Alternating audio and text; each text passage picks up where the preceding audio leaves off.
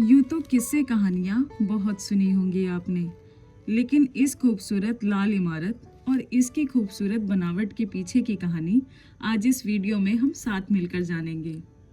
जहां आज की आधुनिक तकनीक से बनाई इमारतें कुछ सालों में ही कमज़ोर हो जाती हैं, वहां ये हज़ारों साल पहले बनी हुई इमारत कैसे एक चट्टान की तरह खड़े होकर हमारे देश की शान बनी हुई है।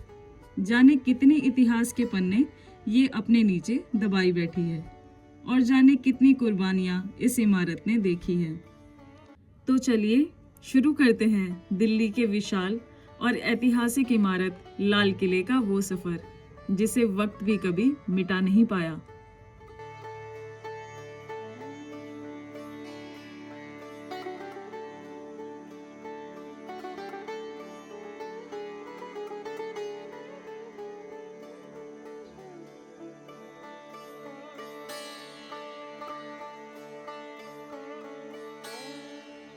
लाल किले की ये दीवारें हमेशा से लाल नहीं थी।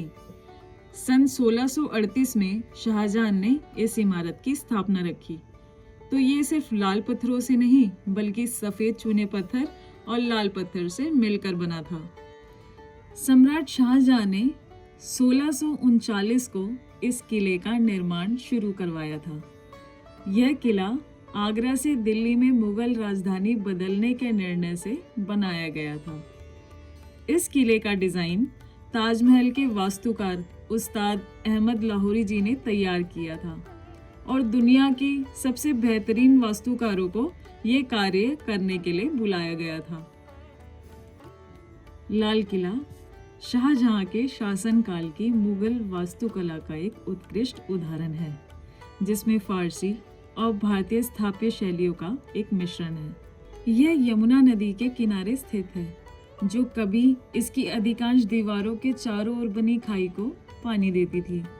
इसका निर्माण सन 1638 में शुरू हुआ और सन 1648 को पूर्ण हुआ, यानी कि करीब 10 साल की मेहनत और उस दौर के करोड़ों रुपयों की लागत, इन सब से तैयार हुआ ये किला-ए मुबारक। ये किला करीब 250 एकड़ में फैला हुआ है। किले की दीवार की लंबाई करीब 2.5 किलोमीटर है। इस किले के चारों ओर विशाल दीवारें हैं और इसके प्रवेश द्वार पे विराट लोहे का मजबूत गेट है। जहां शहर की तरफ किले की दीवारों की ऊंचाई करीब 59 फीट है, वहीं यमुना नदी की तरफ दीवारों की ऊंचाई करीब 108 फीट है। इन सबको देखकर लग रहा था कि उन दिनों अपनी प्रजा की और खुद की सुरक्षा का पूरा ध्यान रख के किलों को बनाया जाता था।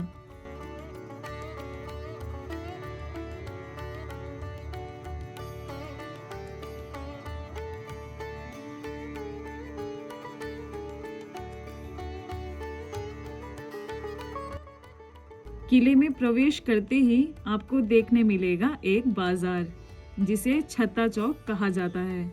छत्ता चौक का अर्थ है एक ढका हुआ बाजार, जो 17वीं शताब्दी में भारतीय वास्तुकला में अद्वितीय था। शाहजहां ने सन 1646 में एक ऐसा ही बाजार देखा और उसे बाजारे मुराकाफ नाम दिया, जिसका अर्थ है छत वाला बाजार। ये बाजार 2 मंजिला है। दोनों तरफ दुकानों के 32 कक्ष हैं। उस जमाने में ऊपर भी दुकानें ही हुआ करती थी, लेकिन आज सिर्फ भूतल में ही सीमित रह गया है ये बाजार। लेकिन फिर भी इस बाजार की चमक जगमग रखे हुए हैं ये भारत के कुछ दुकानदार।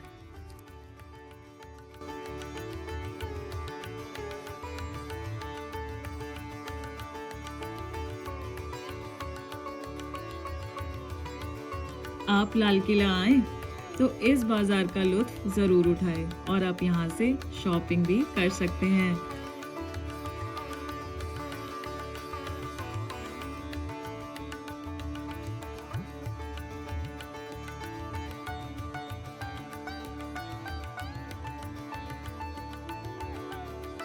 ये किला जितना बाहर से खूबसूरत दिखता था, उससे कई ज्यादा खूबसूरत ये अंदर से दिख रहा था।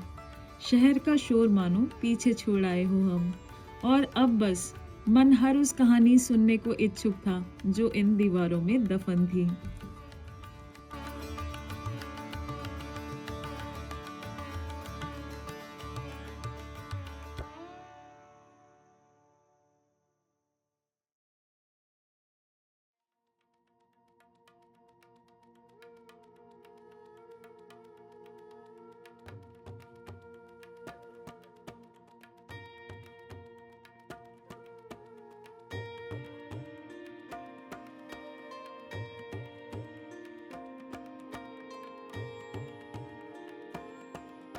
छत्ता चौक और दीवाने आम के बीच स्थित है ये नौबत खाना, या अंग्रेजी में इसे ड्रम हाउस कहा जा सकता है, यानी म्यूजिकल गैलरी, जहां ढोल की थाप से सम्राट के आगमन और विशेष आयोजनों की घोषणा की जाती थी। साथ ही ये एक औपचारिक चौकी के रूप में भी कार्य करता था, जहां आगंतुक हाथियों से उतरते थे। ये इमारत 3 मंजिला है। ये लाल बलुआ पत्थर की इमारत जो जटिल पुष्प नक्काशी से सजी है, जिसे मूल रूप से सोने से रंगा गया था।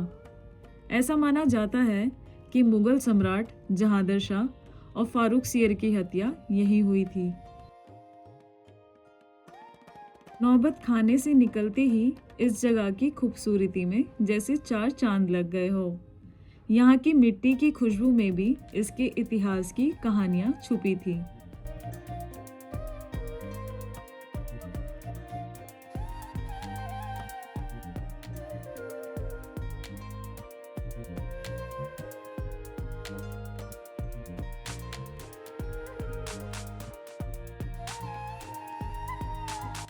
ये थोड़ी दूर जो इमारत दिख रही है वो दीवाने आम है। नौबत खाने से एक सीधा रास्ता दीवाने आम की तरफ जा रहा था। इन दोनों इमारतों के बीच का सफर बेहद खूबसूरत था।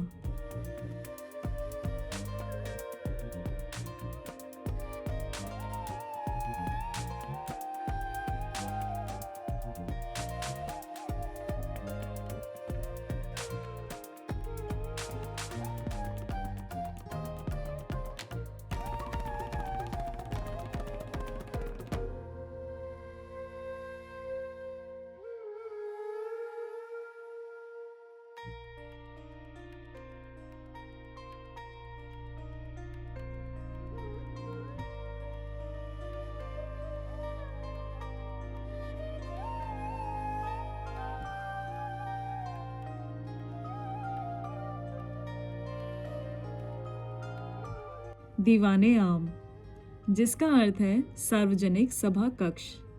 शाहजहां यहीं से आम जनता की शिकायतें सुना करते थे।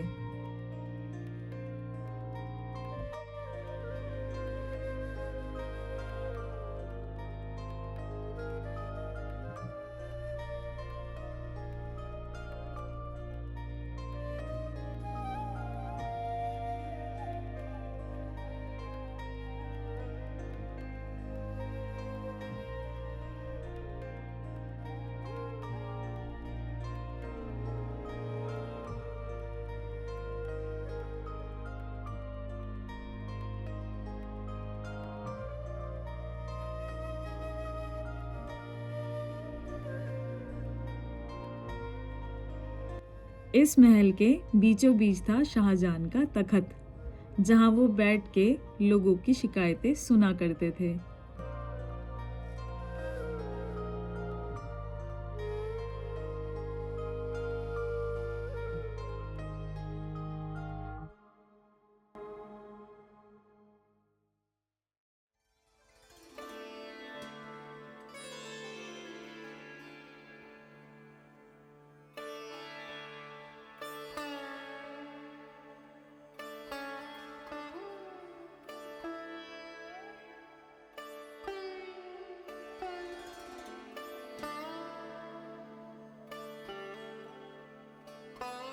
ये लाल बलुआ पत्थर से बना हुआ है और इसकी खूबसूरती और मजबूती दोनों देखने लायक थी।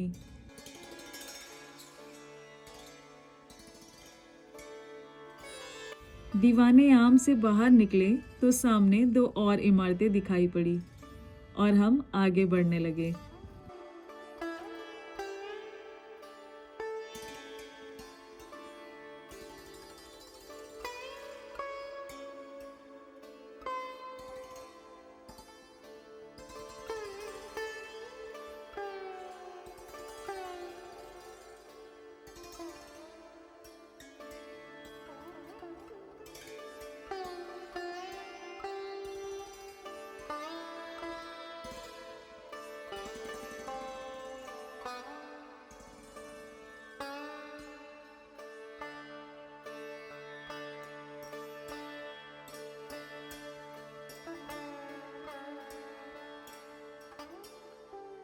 दीवाने खास।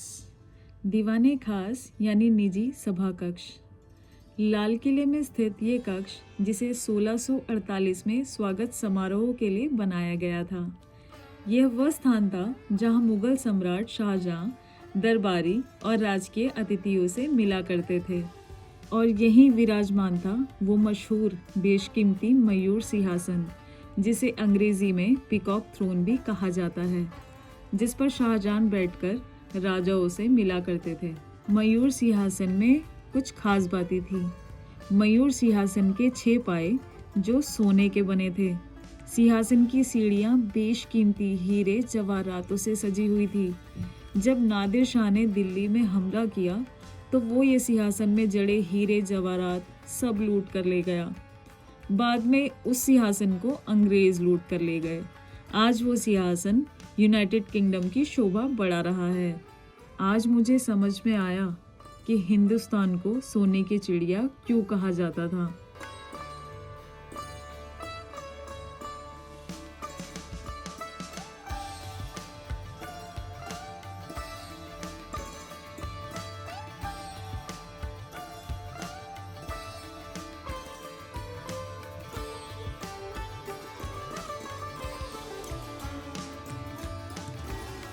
रंग महल। रंग महल या रंगों का महल एक विशाल कक्ष से बना है। इसके अंदरूनी हिस्सों पर मूल रूप से पेंट किया गया था, इसलिए इसे यह नाम मिला। इस महल की दीवारों और छतों पर दर्पण के छोटे छोटे टुकड़े जड़े हुए हैं, जो प्रकाश को परावर्तित करके एक मनमोहक प्रभाव पैदा करते हैं।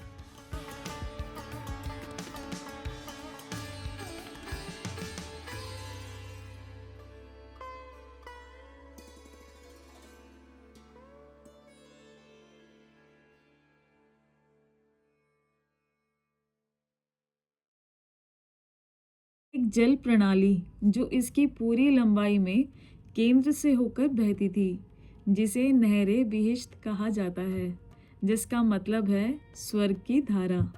इसके केंद्र में एक संगमरमर का कुंड था, जो आज फिलहाल सूखा पड़ा था, लेकिन देख के लगता है कि उन दिनों ये जगह पानी के फुहारों और पानी के कुंड से बहुत खूबसूरत लगती होगी।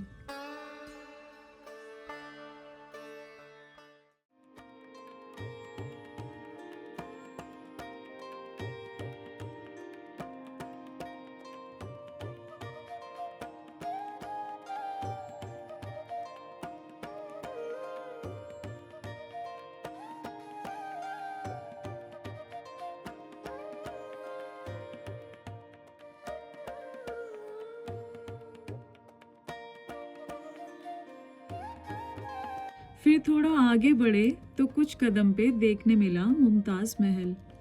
ये महल सफ़ेद संगमरमर से निर्मित है, जिसमें मेहराबदार खंभे और 6 मुख्य कमरे हैं। मूल रूप से इसकी दीवारों पर फूलों की सजावट थी। अपने गौरव काल में ये शाही हरम का हिस्सा हुआ करता था। इसे छोटा रंग महल भी कहा जा सकता है। इस इमारत की छत पर फूलों के डिजाइन बने थे।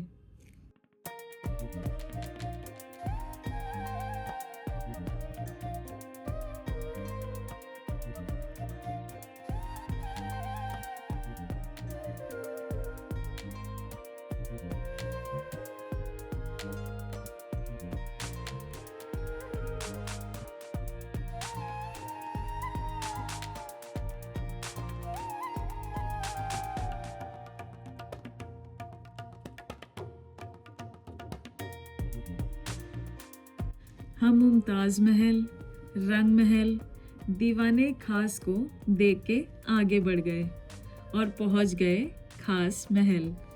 खास महल ये सम्राट का निजी निवास था। इस महल में प्रार्थना कक्ष भी शामिल था और सम्राट के लिए विश्राम कक्ष भी था। इस परिसर में मूल रूप से एक तोशखाना यानी खजाना घर भी शामिल था।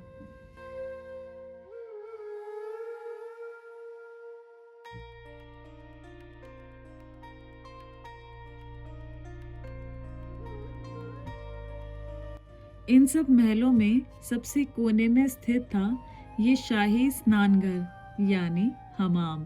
इसके बीचों बीच संगमरमर का एक कुंड था जिसको जरूरत पड़ने पे ठंडे या गर्म पानी से भरा जा सकता था।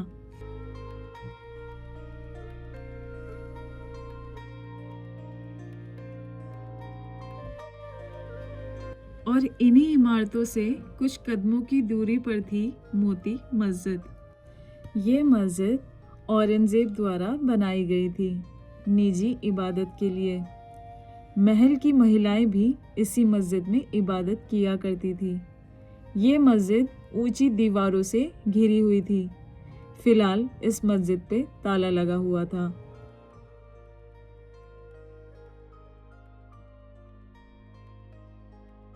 ये किला वाकई बहुत बड़ा है।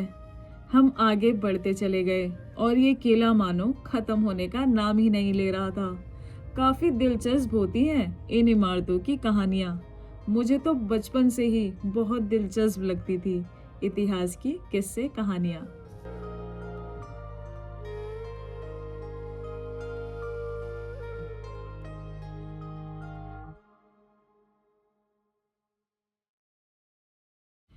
अब जहाँ पहुँचे ये जगह एक खुला मैदान था और चारों तरफ हरियाली ही हरियाली थी और उस जमाने में इसको हयात बख्श कहा जाता था। अंग्रेजी में कहो तो गार्डन्स एंड पेविलियंस।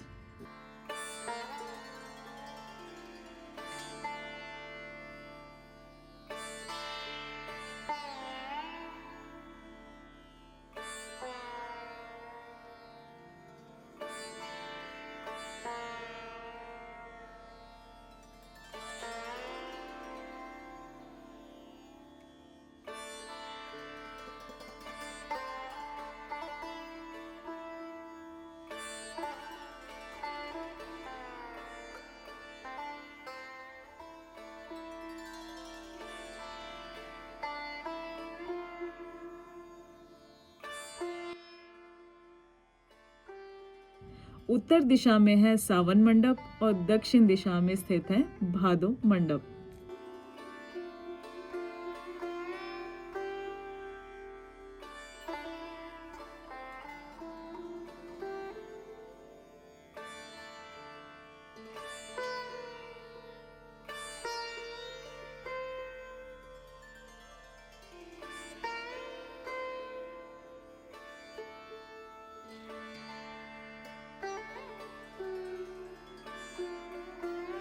इन मंडपों को वर्षा ऋतु के वातावरण को समेटने के लिए डिजाइन किया गया था।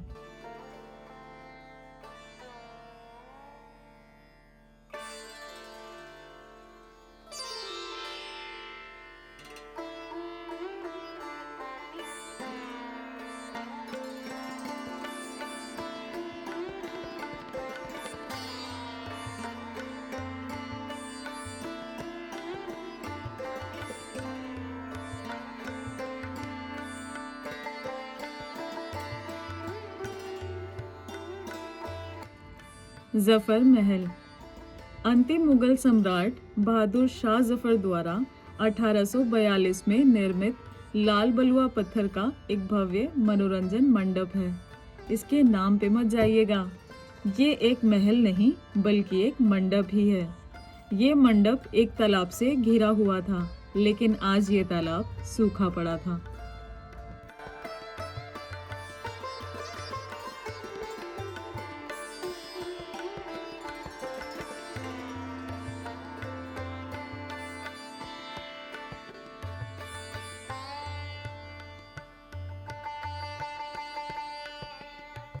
सावन के समय बहुत सुंदर लगती होगी ये जगह।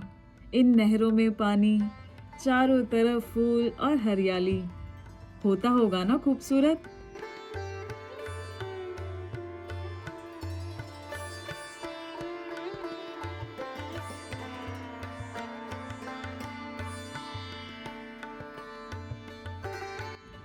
ये सब जगह घूमने के बाद थोड़ी भूख लगी तो हम कैंटीन की तरफ निकल पड़े।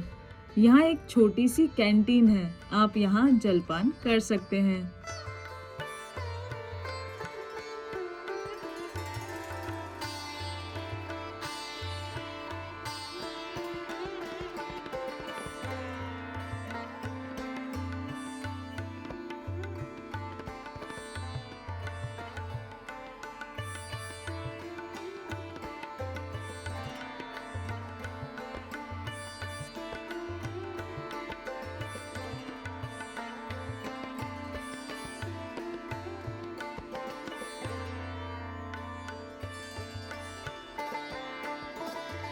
किले में घूमते घूमते कुछ मोर, कुछ पक्षी भी देखने को मिले।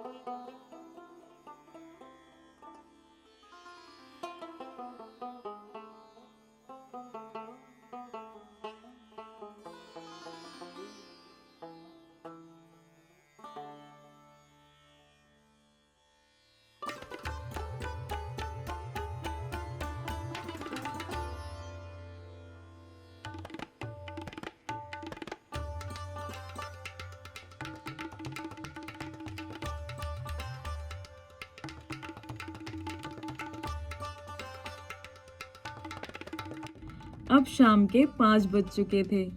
ये जगह बंद होने का समय भी हो गया था। अगर आप यहाँ घूमने आएंगे तो समय निकाल के आइएगा। ये किला बहुत बड़ा है और बहुत सुंदर भी। एक पूरा दिन भी शायद इसकी खूबसूरती को देखने के लिए कम है।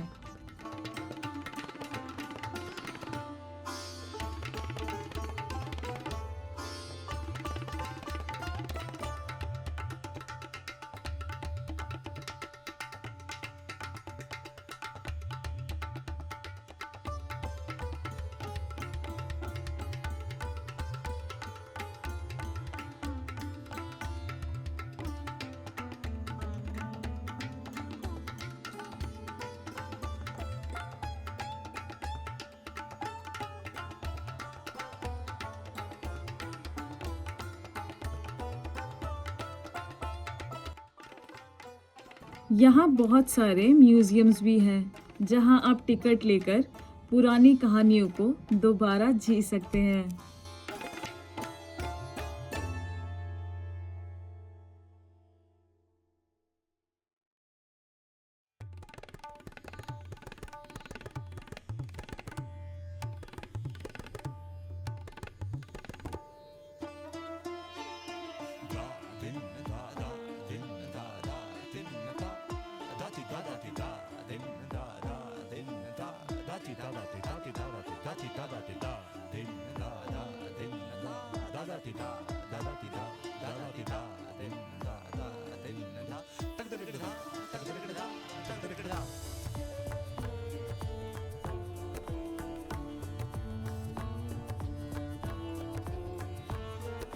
लाल किले में हर शाम एक लाइट एंड म्यूजिकल शो होता है, जिसका टिकट आप ऑनलाइन बुक कर सकते हैं। 9 सालों में इस किले मुबारक का निर्माण पूरा हो गया। आज खुद शाहजहां का इस्तेमाल और इस किले में उद्घाटन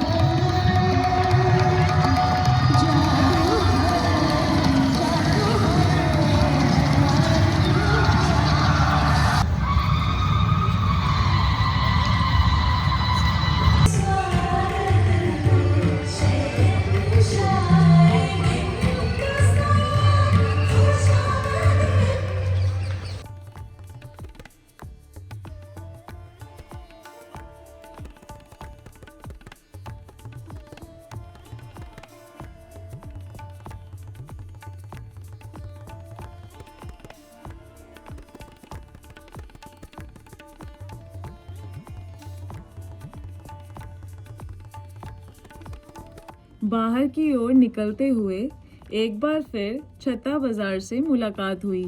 शाम होते ही ये बाजार रोशनी में जगमगा उठा था।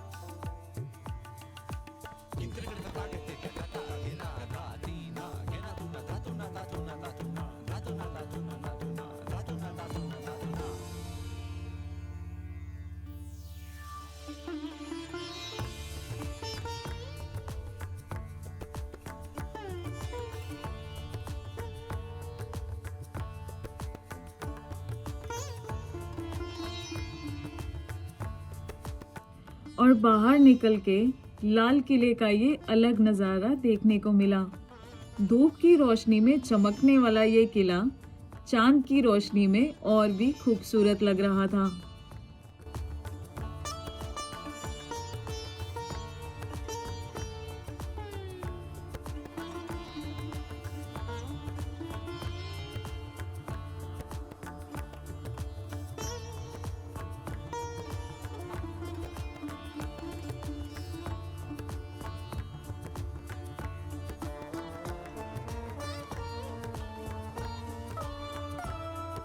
अब रात होने को थी, अंधेरा बढ़ रहा था और हमारा भी घर चलने का समय हो रहा था। फिलहाल अलविदा लेने का समय आ गया है दोस्तों। आप कमेंट में बताइएगा कि आपको ये वीडियो कैसा लगा और आप कभी लाल किला घूमने आए तो आपको ये जगह कैसी लगी।